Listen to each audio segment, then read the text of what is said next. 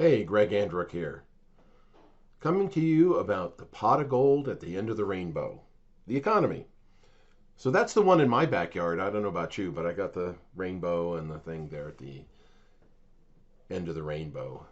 Every time I need something, I just go out and get a couple of them. But anyhow, the economy's kind of all over the place, and everybody's rubbing their crystal ball really hard, trying to figure out what do I do, where do I go, how do I survive all this. So let's talk about there's something I think you're going to find super interesting. That's kind of the silver lining. So let's take a look at it.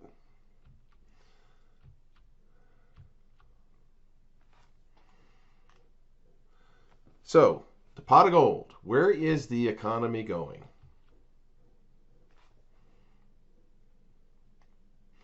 Major firms are laying off. Literally every major firm is laying off hundreds, if not thousands, of workers.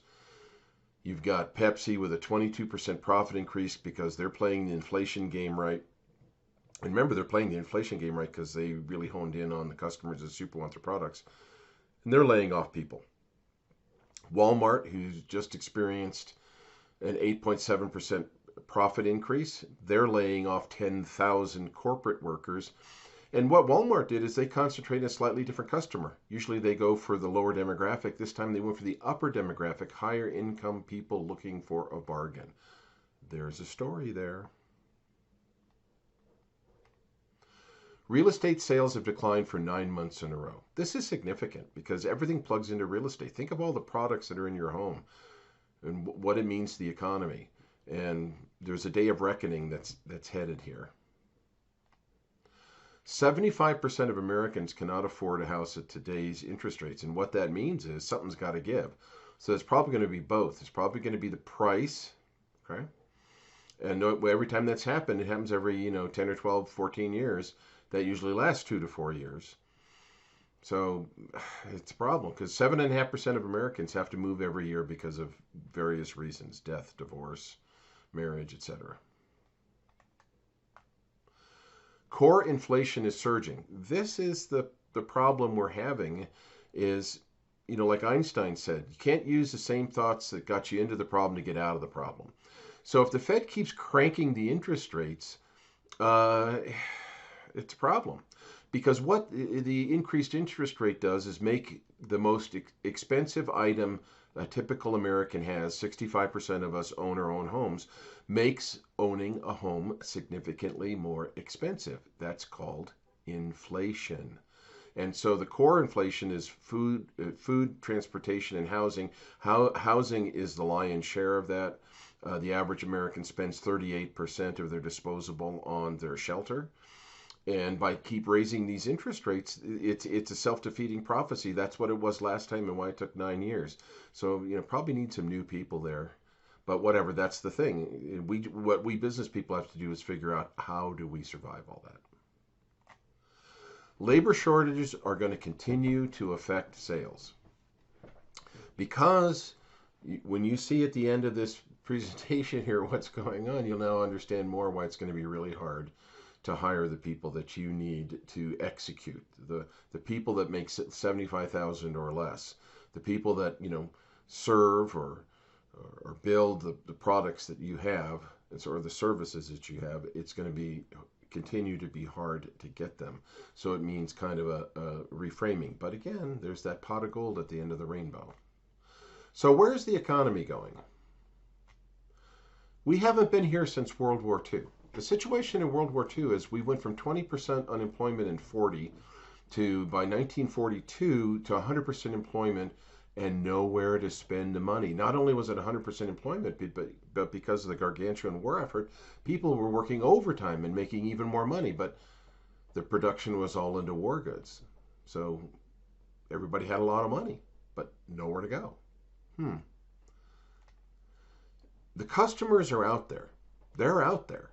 The third quarter of 22 had a revised 2.9% growth. I don't know if you'll remember the 2016 election, but a lot of the left-leaning pundits said, oh, you can't get more than a 2% growth. Nobody's going to come into the workforce, yada, yada, yada, yada. Bottom line is, If you can make money, people get off their bed and couch and come out and work. The customers, and same with the customers, they've got money, they're out there. Employees are out there. You'll see. We are in a new selective era.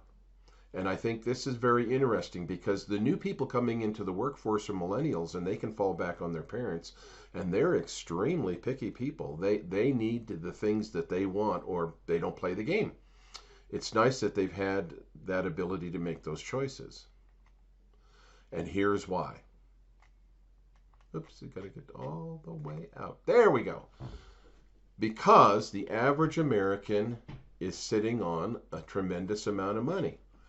In 2019, Americans had 1.5 trillion in savings. By the end of 22, they're going to have 5 trillion in savings.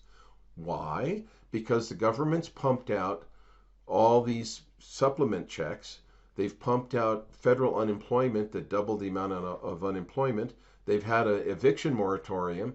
So all these people that basically are blue collar workers, they're sitting on top of money and didn't have to pay rent. They've had student loan deferments, haven't had to pay the student loans.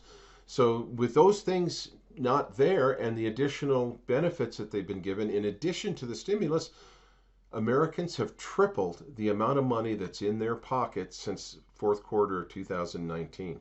They don't need to work. And that's why the third quarter pulled us out of a recession.